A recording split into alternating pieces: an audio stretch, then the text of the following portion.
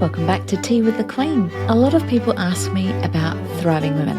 I thought I would peel back the curtain today and share why I started Thriving Women, what it's meant to those who have been in it, and also what's next. But if all you take is how to make a great program, that's awesome.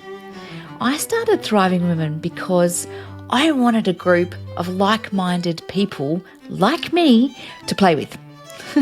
I wanted coaching, I wanted connection, and I wanted community. And I wish I had had all of that with like-minded women when I had started my own business. I also think business is lonely, right? Put your hands up if you're a little bit lonely in business, especially now that a lot of us are working from home.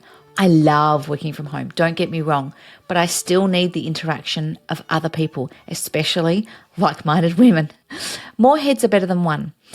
More heads are great for more creative idea making, for problem solving, for cheerleading, for butt kicking, for all the things. I just think there is so much power in a community. I made so many mistakes when I first went into business. I picked the wrong suppliers. I picked the wrong people to support me, the wrong choices on all the things. And I wish someone had said to me, "Don't worry, Emma, I've got you back. Here's a list of all the things that you need to know. He's a great lawyer. He's a great accountant. He's a great bookkeeper." Oh man, I wish I had had all those things. That's what we give our Thriving Women. It's amazing. When I put the bones of Thriving Women program together, I looked at the program, and as I teach in Revenue Raiser, I looked at the program and I went, do I love it? What else can I put in there that would be packet full of value that would make people just go, yes, it's a no-brainer? And so I worked on it, put the bones of it together. I started asking women about it. And then I started getting women going, oh, this sounds amazing. This sounds so exciting. And I was like, hell yeah, I'd buy this. As you've heard me say before, if you're not convicted in your own offer or your own service, you need to stack it with more value. And so once I had it ready to go, I'm like, okay, I can go talk to people about this. And I thought, actually, I'm not going to put any more work into this until I have 10 people enrolled in the program. Because if you're anything like me, you can map out a beautiful offer or a beautiful service and then no one buys it. So I was putting the bones together and building the plane as I was flying it, so to speak. Something weird then happened. I spoke and I got 10 people. I'm like, holy dooly, I got to put some more meat to this.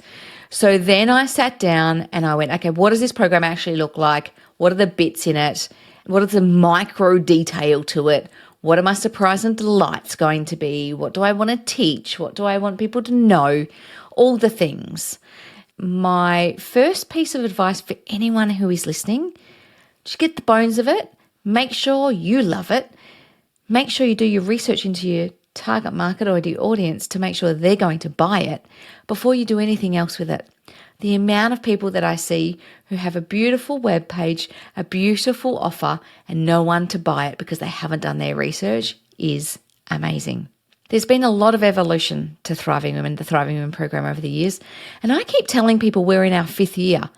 BS, we're not in our 5th year. We're about to head into our 7th year. I had no idea. And so there's been evolution that's required. Year 1, it was really a basic version.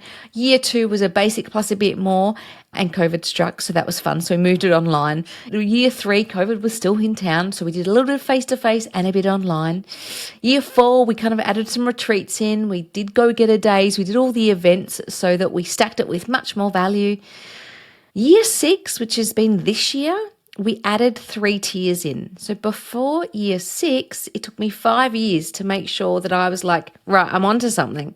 And year 6, we went, nope, we're going to give 3 different tiers to people because that's what people wanted. And it's really interesting to me. So some people will come for the community, some people come for the coaching, some people come for the results, some people come for success, some people come for their version of success, some people just come to check it out, right? I've got people that have been in Thriving Year for their first time this year, and I've got people that have been in for their 4th year. Amazing that they keep coming back. And so we decided to do 3 tiers this year. It's been an interesting experiment for me. There's still things to iron out. We've got to get rid of some tweaks. And it is still Melbourne-based. I tried to do a version of it in Western Australia. And for anyone who's listening from Perth, it failed dismally. there just was not enough to keep it going in Western Australia. So maybe it would be different now. I don't travel very well, so we made the decision not to do anything in Western Australia and just to keep it Melbourne-based for the time being. Year 7, which is next year, we've added one more tier. You're hearing it here first. If you are listening to this, I have not announced this yet, and I don't plan to announce it in real life until Day with the Queen, which is September 6th. We have added a national online element to it, but you can also add on the retreats. The reason I've done this is because I've been listening to people who have kids at home. The kids are sick, which means you can't come to events, etc., etc. I've been listening to my remote and my regional clients who don't necessarily want to travel all the time. And so I have put a national tier into Thriving Women for 2025. Woo! You won't even be able to see it anywhere yet. But when it comes out, you'll be able to take a look. I'm really excited about this. For me, what it means to be a thriving woman is someone who's paying attention to every single part of their life. Yeah, not just their business, every single part of their life. They realize that life works in seasons. And we were talking about this the other day. Sometimes the season is all about the germs, right? Sometimes that's the season that we're in. And so it's hard for us to get stuff done. Sometimes you can only do what you can do because you have kids home or aging parents or things happen in life. And so my business kind of ebbs and flows based on what's happening in our lives at any given point in time. There have been some amazing results in the community with numbers like 156% increase, 307% increase. Women taking their businesses from a one-woman show to managing 12 people. Others who are super happy to stay as a one-woman show, but will have built in the flexibility throughout their years. Others who have come fresh out of corporate and have managed to build a beautiful business and revenue of about 300K, and they're like, I'm happy with that. Collaboration with other thriving women. Books have been written. Increased confidence in themselves and in their pricing. There's so many beautiful things that have come out of Thriving Women. I could not be more grateful, to be really honest with you. But there's one thing that everyone comes back to time and again. And the one thing is community. We as human beings crave community. There is a loneliness epidemic happening across the globe. So anything I can do to help bring people together in a community, I will. I don't always get it right. We learn as we go. But my intention is to build a beautiful community. And one of our participants this year told me that what sets this program apart is the community.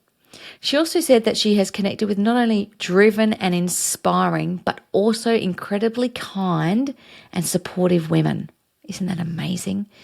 Being part of this network has enriched her often lonely experience of being a small business owner, giving you the feeling that you've got a team around you, even though they might just be a virtual team. Another one of my Thriving Women said that the power of the right network is not comparable. Her quote was 95% of your success is about the people you surround yourself with. And the Thriving Women community is full of like-minded women who support and encourage you towards your goals. Isn't that incredible? It's an incredible community. And when people say, what's Thriving Women like? Often I have to say, it's magic. Because I don't always know. I can't always articulate what Thriving Women is about. Yes, we run retreats. Yes, we have workshops. Yes, we have masterclasses. Yes, we have surprise and delights. But above all, we have this beautiful community of women that come together and have each other's back. They cheerlead each other on. They hold each other to account. And they just want to be better. Whatever better looks like for them. At the end of the day, someone said to me, how do you measure success? How I measure success is that when someone leaves our community, as they do, they leave the community, but they stay in touch with others. That is a beautiful measure of success to me. They stay connected.